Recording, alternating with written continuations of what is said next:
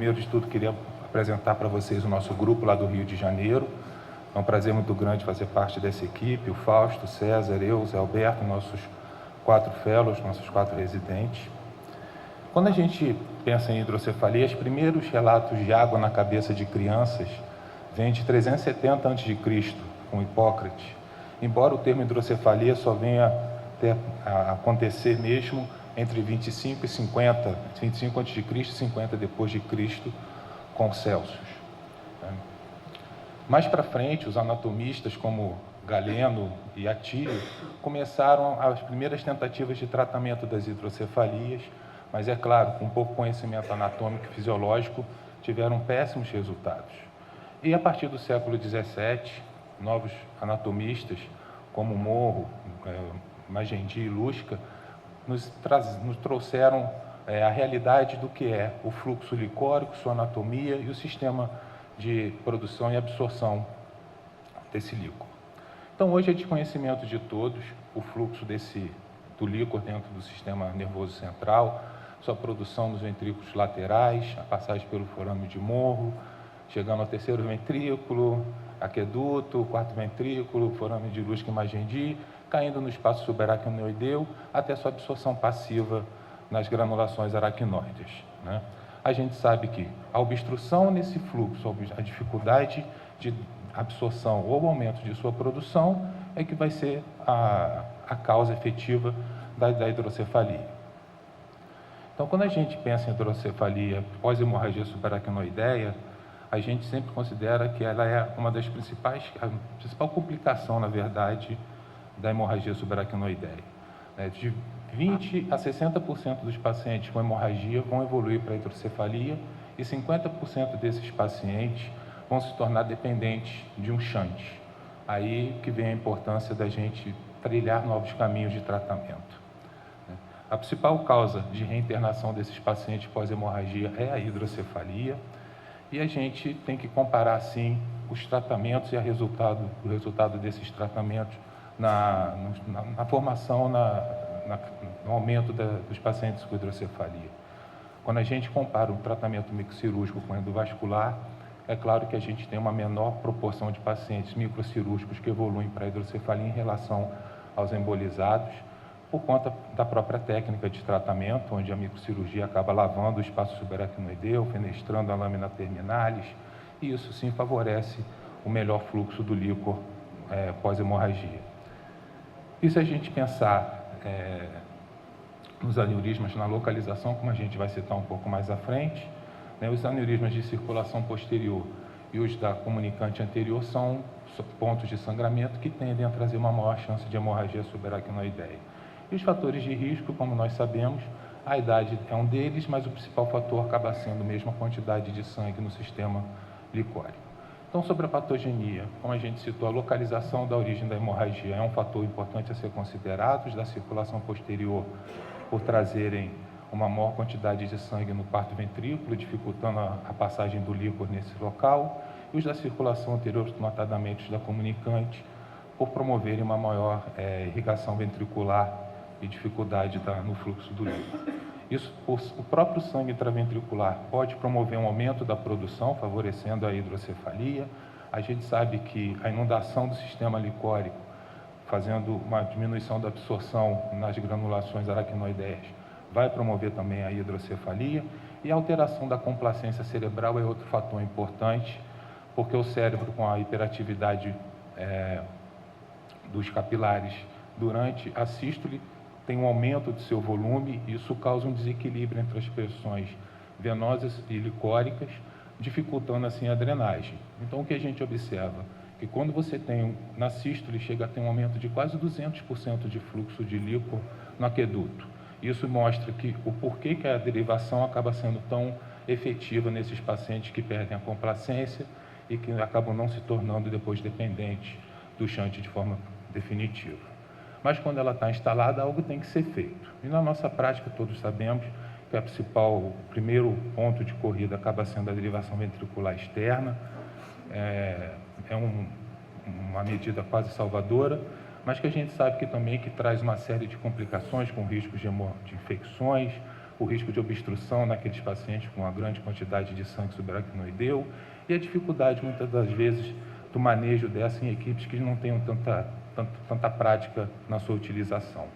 E naqueles pacientes que cronificam, a derivação ventricular acaba sendo o seu destino, e a gente sabe também das grandes complicações que podem acontecer, principalmente as infecções, as complicações nos catéteres distais abdominais, né? O nó kinks desse catéter abdominal, os pseudocistos por migração e muitas das vezes a exteriorização desse catéter pelo orifício anal dos pacientes.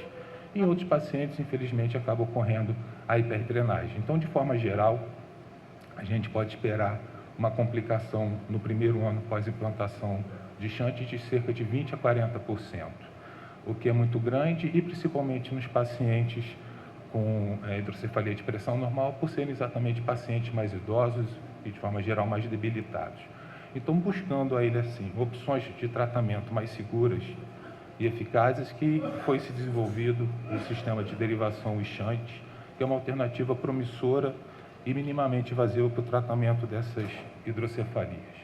Ele é um sistema de aproximadamente 3 centímetros de comprimento, que é instalado por via venosa, sendo implantado no seio petroso inferior e que, exatamente por seu menor tamanho, tem uma melhor drenagem, um maior fluxo, diminuindo assim as chances de obstrução do sistema, tá? E fica menos dependente do efeito sifão que a gente observa em algumas válvulas.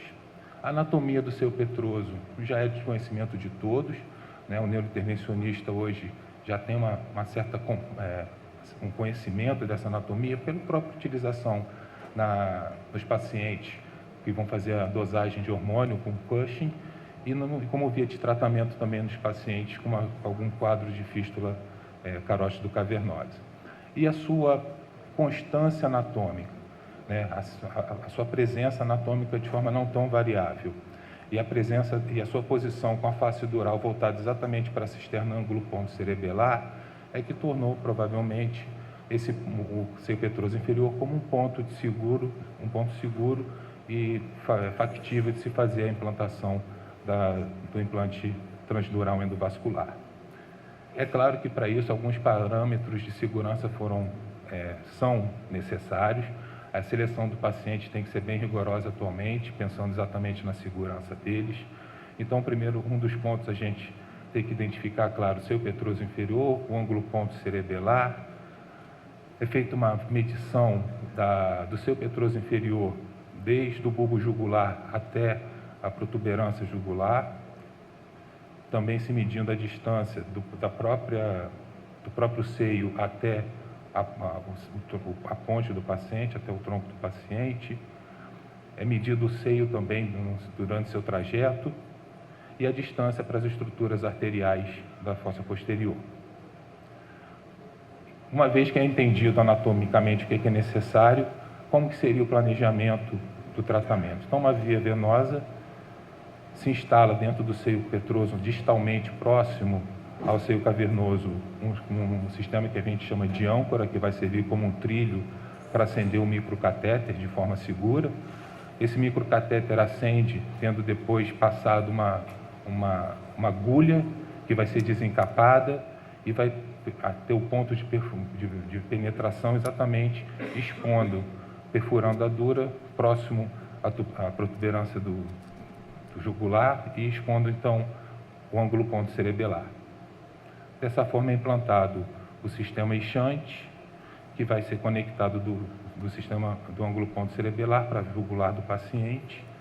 Um sistema que tem uma válvula na sua porção proximal, exatamente para evitar que haja refluxo de sangue venoso de volta para o sistema ventricular, e a sua parte distal, esse formato que vai impedir que debris ou qualquer outra estrutura venha obstruir o fluxo da parte distal para a proximal.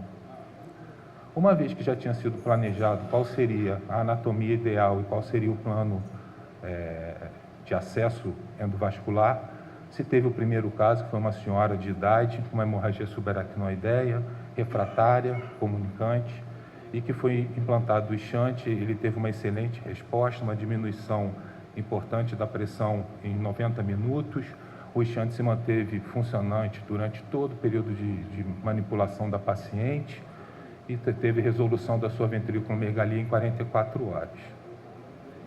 Ainda assim, os cuidados foram tomados, a anatomia da paciente verificada, com angiotomografia auxiliando a reconstrução da ressonância para ver a relação do seu petroso inferior com o sistema arterial e com o tronco do paciente. E aqui já a agulha, transfixão do seu petroso inferior, o enxante implantado e um dos fatores que o Carlos cita que sempre é importante é a realização do cone BCT para exatamente localizar de forma bem segura o ponto de transfixação desse seio longe das estruturas que possam ser danificadas. A partir do sucesso desses casos, começou-se a pensar no tratamento para ampliar, principalmente nos pacientes com hidrocefalia de pressão normal. O primeiro estudo tratando esses pacientes teve um excelente resultado, com 9 pacientes tratados tendo uma melhora bem significativa dos sintomas urinários e da marcha e sem nenhum quadro de infecção. Isso é outra coisa, como a gente falou, é importante. Se a gente pensar nos tratamentos endovasculares, a taxa de infecção é em torno de 1%, enquanto a gente comparar com as derivações, como a gente citou, de 20% a 40%. Nesses pacientes é muito importante você ter um tratamento que possa isentá-los dessa taxa infecciosa. Então, de forma geral, o enxante, havendo vascular, é sim uma inovação, é um device que se demonstra seguro e com um sucesso clínico bem considerável nos casos. Ele vai mimetizar uma granulação aracnoide, promovendo uma drenagem passiva do líquor para o sistema venoso e um procedimento minimamente invasivo com alta taxa de resolução e de sucesso. Suas limitações vão estar diretamente ligadas, claro, à anatomia do paciente. O sucesso do implante é totalmente relacionado à anatomia favorável, tanto arterial quanto venosa e das estruturas ósseas da base do crânio, né? E agora, é claro, é necessário a realização de novos exames, de novos estudos e uma seleção bem criteriosa dos pacientes, que na anatomia deles pode ter uma grande limitação. Então, de forma geral, as perspectivas futuras é de novos estudos clínicos, a possibilidade dele ser padronizado como uma forte opção de tratamento para essas hidrocefalias, trazendo um menor risco de infecção e uma ampla possibilidade de refinamento e de melhora da técnica de tratamento endovascular. Muito obrigado.